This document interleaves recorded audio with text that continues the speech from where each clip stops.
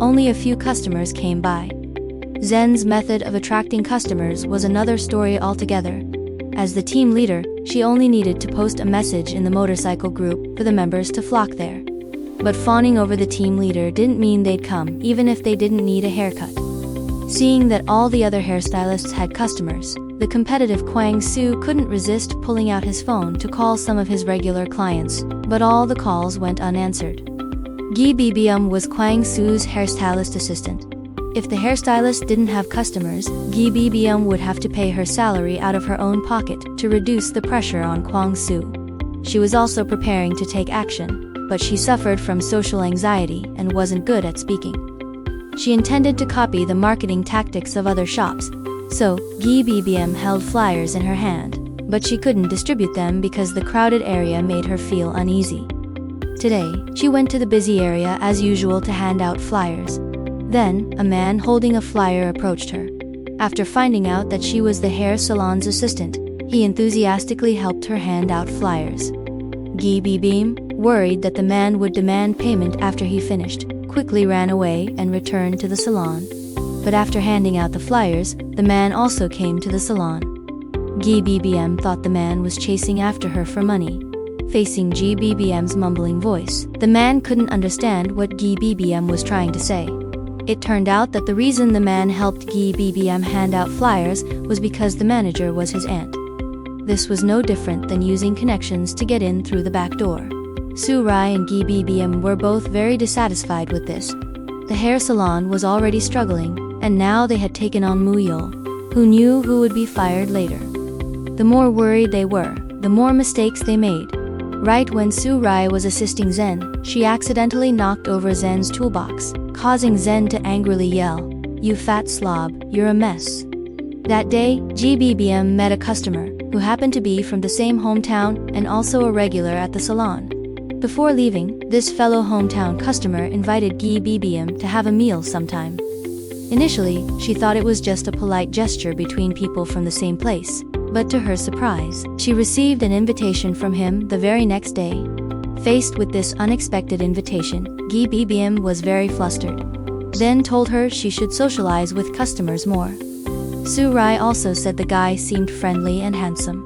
The manager, on the other hand, told Gi BBM to just go for a meal to get to know him better, and to make sure she made a good impression on him during their first date.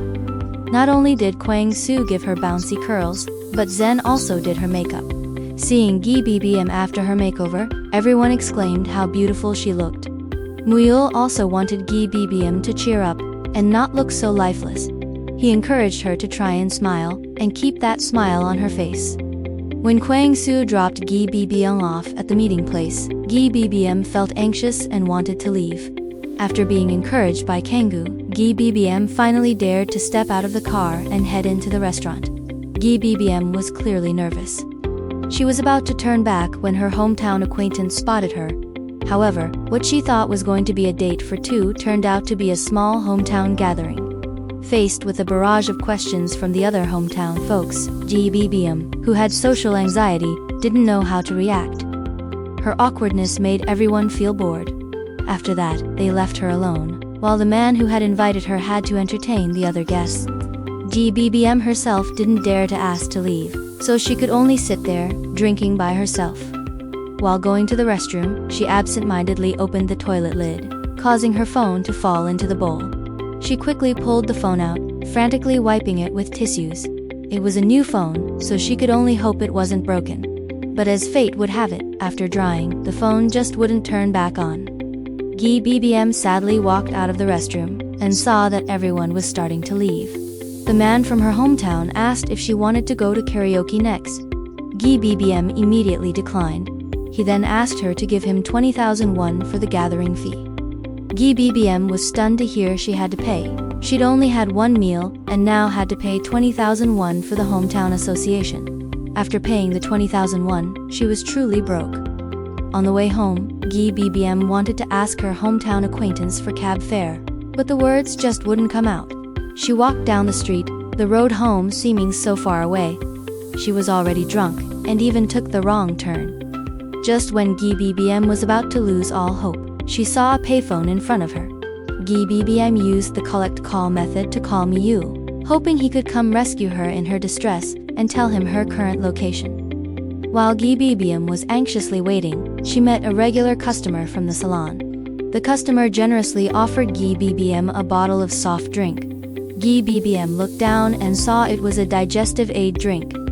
The two had just sat down and talked for a bit when Muyol arrived. The customer, thinking the two were on a date, made an excuse and left. Muyol was curious as to how GBBM had managed to remember his complicated phone number.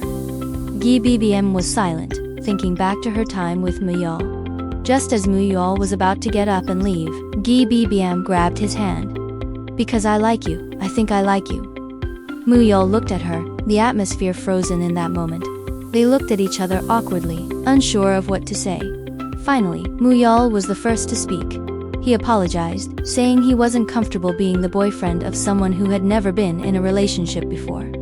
Just like that, the first confession of the girl with social anxiety ended in a state of turmoil for both of them. Back home, GBBM was deeply regretting her impulsive confession from the previous night. They bump into each other every single day, and she has no idea how she's going to face him later. GBBM barely had time to regain her composure when Muyol arrived at the front of the hair salon. GBBM wanted to find a place to hide, but the salon was so small it could fit on the palm of your hand, and she didn't know where to go. Just as Muyol stepped into the salon, the phone at the front desk suddenly started ringing. It turned out to be a call from the security company, informing them that the salon's alarm had gone off. Muyol quickly rushed into the salon to check the situation. After discovering that nobody was inside, he hastily went back to tell the security company that the door was open, but he didn't see anyone, fearing things would escalate. GBBM then stood up, making Muyol jump. After confirming with the security company that there was nothing wrong with the salon, Muyol hung up and quickly left.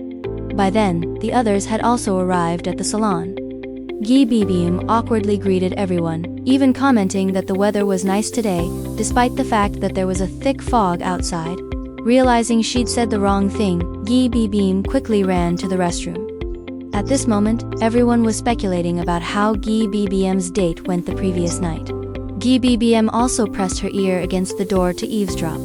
When those outside started talking about losing face, GBBM assumed they were talking about her confessing to Moyal yesterday. She frantically ran out in front of everyone. Zen thought that GBBM's date had been unsuccessful, which was why she was hiding in the restroom. Zen advised her not to dwell on it, as there were plenty of good men out there. GBBM said she would forget about him, but she didn't expect Muyol to be such a blabbermouth. Muyol was bewildered upon hearing this. He realized that GBBM had probably misunderstood what everyone was talking about and wanted to stop her from saying more. However, GBBM continued to rant, saying that making a joke out of this was not good. GBBM was about to continue when Muyol quickly cut her off. If GBBM kept talking, everyone in the salon would find out about her confession to Muyol. He kept winking at GBBM as a signal. GBBM finally understood that she had misunderstood, but the failed confession from yesterday was still haunting her. Whenever she bumped into Muyol at the salon, she would find an excuse to leave right away. At that moment, a customer was giving Zen trouble. She demanded that Zen cut her long hair short.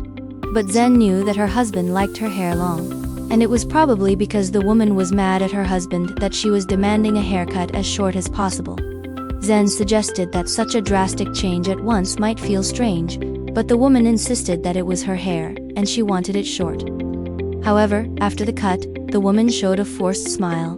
When leaving the salon, she rushed to the restroom next door to look at herself in the mirror.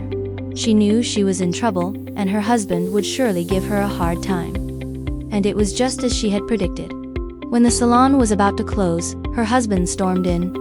Right inside the door, he asked who was the director. Then, seeing that her husband was agitated, the woman quickly rushed over to try and mediate. The man demanded, "How dare you cut another man's wife's hair this short?" Then explained that the woman had requested it herself. But no sooner had Zen finished speaking than the woman turned on him, saying that it was his own decision.